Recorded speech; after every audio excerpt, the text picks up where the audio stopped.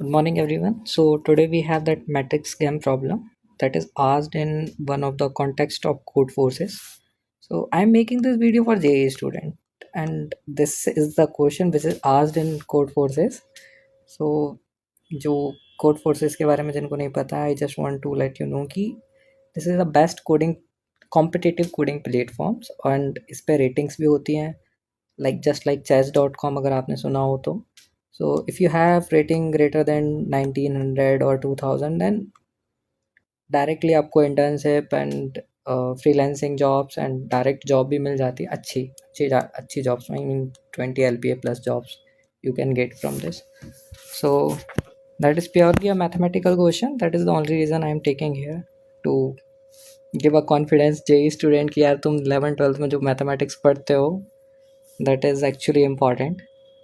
So let's start without wasting time. Question said Aryan and Harshit plays a game. They both start with three integers a, b, and k.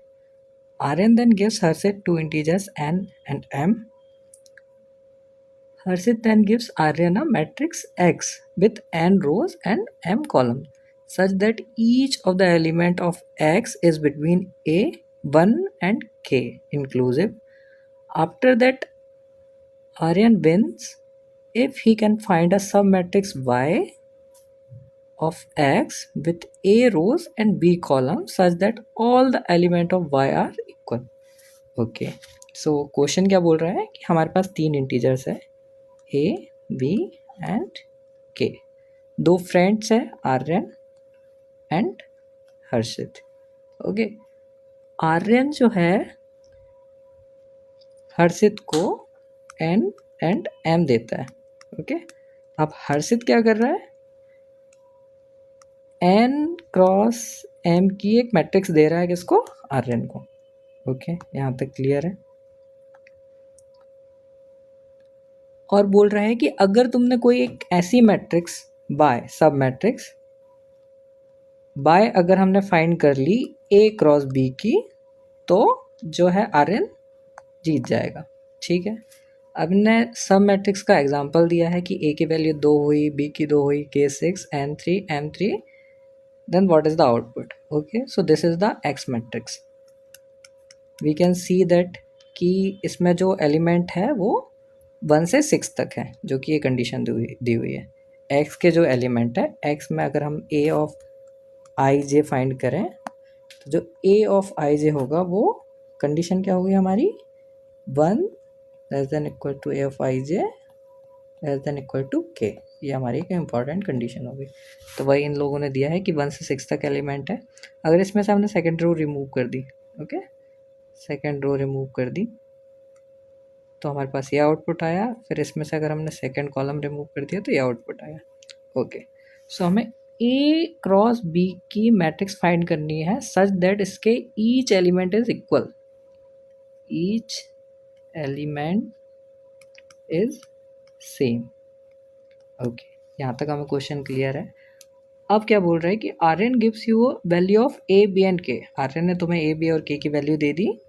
He ask you to find lexicographically minimum tuple N and M find करना है हमको. That should be give to Harshit such that Aryan always win. Okay हमें N और M lexicographically means होता है कि N और M both should be minimum. Okay both should be minimum and we will go serial wise like n. First we have to minimize the n and then we have to minimize the m. Okay and these are all the conditions and these are some inputs कि हमने 1 अगर a की value 1 हुई b की value 1 हुई और k की value 5 हुई तो हमारा क्या आउटपुट होगा. तो इसका 1,1 हो जाएगा. Okay so once again let me portrait this problem. So example A, B and K. Okay. We have to find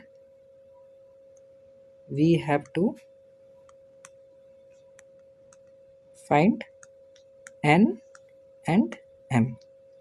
Okay. Such that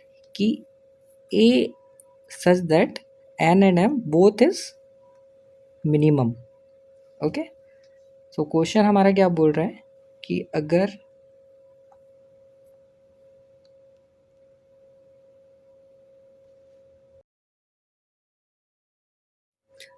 हम क्वेश्चन के ही इनपुट्स उठाएं, for example value of a is 1, b is equals to 1 and k is equals to 5, then n and m। सो हमारा output solution क्या होगा कि हमें 1 cross 1 की matrix find करनी है जिसमें सेम एलिमेंट हो। अब 1 क्रॉस 1 के एलिमेंट में तो एक ही एलिमेंट आएगा, 1 हो सकता है, 2 हो सकता है, 3 हो सकता है, 4 हो सकता है, 5 हो सकता है, कुछ भी हो सकता है, बट एक एलिमेंट आएगा तो वो तो अपने आप में यूनिक है। तो इसका तो direct answer n equals to 1 and m equals to 1 हो जाएगा। बट वहीं अगर हम एग्जांपल लेते हैं कि a equals to 2, b equals to 2 and k equals to 2, then n and m find करने हैं हमें। ओके, तो अब हम स्टार्ट करते हैं। First, n is what? Total number of रोज।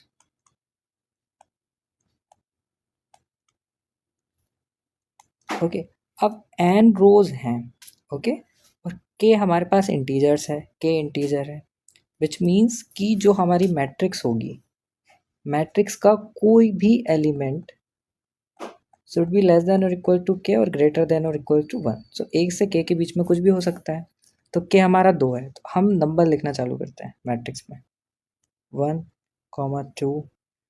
अब now we don't have any unique number, अब हमें रिपीट ही करना पड़ेगा, तो 2। तो हम देख सकते हैं कि 3 n इक्वल्स टू 3 में डायरेक्टली हमारे पास जो वैल्यू है वो a टाइम रिपीट्स हो गई, a भी 2 है। Okay, now it is just a example, तो हम इसको फाइनलाइज नहीं कर सकते, तो हमें एक पर्टिकुलर सॉल्यूशन, एक पर्टिकुलर फार्मूला इसके लिए बनाना पड़ेगा कि what is the exact solution to find the numbers of n। Okay, तो लेट्स टेक अनदर एग्जाम्पल कि सपोज a की वैल्यू हमारे पास 3 है and k is equals to 5। So अब हमें मिनिमम n निकालना है कि a मीन्स 3 टाइम्स कोई सा भी एक इंटीजर, 1 से k के बीच का कोई भी एक इंटीजर हमारा a टाइम्स रिपीट हो जाए। तो a टाइम रिपीट्स होना चाहिए। तो अब k integer, in this example we have k is equals to 5, so we are writing it down, 1 2 3 4 5। now we have to repeat 1 2 3 4 5, now we have to repeat। so if I will write 1, so now what is happening कि 3 बार repeat करना है हमको, कोई भी integer हो सकता है जो 3 बार रिपीट हो। अब हमने एक k टाइम्स रिपीट किया, फिर k टाइम्स रिपीट किया, and now we are come to the solution कि a जो है हमारा एक बार रिपीट हो जा रहा है। अब तुम लॉजिकली इसे देखो, तुम्हें समझ में आएगा कि हमें 8 टाइम्स रिपीट करना है। ओके, तो अगर मैं कह दूं कि k जो है उनको मैं a-1 टाइम रिपीट करा दूं, प्लस अब मैं जो कोई भी इंटीजर लिखूंगा वो इन k में से वो particular integer a time repeat हो जाएगा। ओके, तो ये मिनिमम सॉल्यूशन हो जाएगा। तो मैं कह सकता हूँ कि जो n है, n should be equal to k into a-1 plus 1। Okay, तो फॉर एग्जाम्पल जो हमारा 3 a equal to b equal to 2 k equal to 2 था, इसमें भी अगर हम इस फॉर्मूले में हम आंसर रखने की चाहें तो n इक्वल टू k 2 है हमारा, 2 - 1 प्लस 1। ओके, सो ये कितनी हो गया, 2 into 1 plus 1 which is equal to 3। तो ये सॉल्यूशन आ गया, same we are finding here. Okay, तो सिंपल है, कुछ नहीं करना है हमें, ए टाइम रिपीट करवाना है कोई भी पर्टिकुलर इंटीजर। तो ए टाइम रिपीट कराना है तो टोटल नंबर ऑफ इंटीजर्स के है, तो के को हमने a-1 टाइम तक लिख लिया। ठीक है, तो a-1 टाइम मीन्स के मल्टीप्लाई बाय a-1। अब कोई भी एक इंटीजर हम नेक्स्ट लिखेंगे तो वो क्या होगा, a टाइम्स रिपीट हो जाएगा। ठीक है, अब now come to the difficult part. ए तो सिंपल था, now we have to find m। Okay. अब m में क्या कंडीशन है? m में कंडीशन है कि हमें k इंटीजर्स में से इन k इंटीजर्स एक कोई पर्टिकुलर इंटीजर होना चाहिए जो b टाइम्स रिपीट हो। ओके, प्लस ये हमारे कॉलम्स हैं। अब उन सारे कॉलम्स में इन ईच कॉलम हमारा a टाइम्स भी रिपीट हो, दैट सेम इंटीजर। ओके, तो हमने जैसे n के लिए किया था वैसे सिमिलर प्रोसेस m के लिए है कि हमारे पास टोटल नंबर ऑफ रोज कितनी है? n है। ओके, अब n में से अगर हम a number of rose select करेंगे, ओके, क्योंकि हमें मैट्रिक्स किसकी चाहिए? a क्रॉस b की, तो हमें क्या करना पड़ेगा? a number of rose select करना पड़ेगा। अब a नंबर ऑफ रोज अगर मैंने सेलेक्ट की, ठीक है, अब टोटल इंटीजर कितने हैं हमारे पास? k इंटीजर्स है। Okay, so total number of रोज में से हमने टोटल n है, n में से हमने a रोज सेलेक्ट करना है, तो n सी ए हो गया हमारा। तो टोटल हमारी जो रोज सेलेक्ट हुई है कॉलम्स के रूप में, ओके, और हमने क्या किया है? k टाइम्स किया है। मीन इसका मतलब क्या हो गया कि हम को इन पर्टिकुलर कॉलम में कोई भी एक रो अगर उठाएंगे तो उसमें एक इंटीजर जो है, कोई भी अगर हम ए रोज उठाएंगे, sorry for the last thing, if we are selecting any of a rows in out of these n rows, okay, तो हमारे पास इन के इंटीजर्स में से कोई भी एक इंटीजर, वो 1 2 3 4 5 कोई भी एक इंटीजर जो होगा वो हमारे को एक बार एटलीस्ट एक बार हमें मिल जाएगा। ओके, लेकिन हमें टोटल कितना चाहिए? b टाइम्स चाहिए दैट पर्टिकुलर इंटीजर। तो सिमिलर वे में जैसे हमने ये किया था v minus 1 plus 1, so that is the formula for m। so final formula मैं लिख देता हूँ, n equals to k a minus 1 plus 1 and m equals to n c a into k v minus 1 plus 1। that's all, thank you।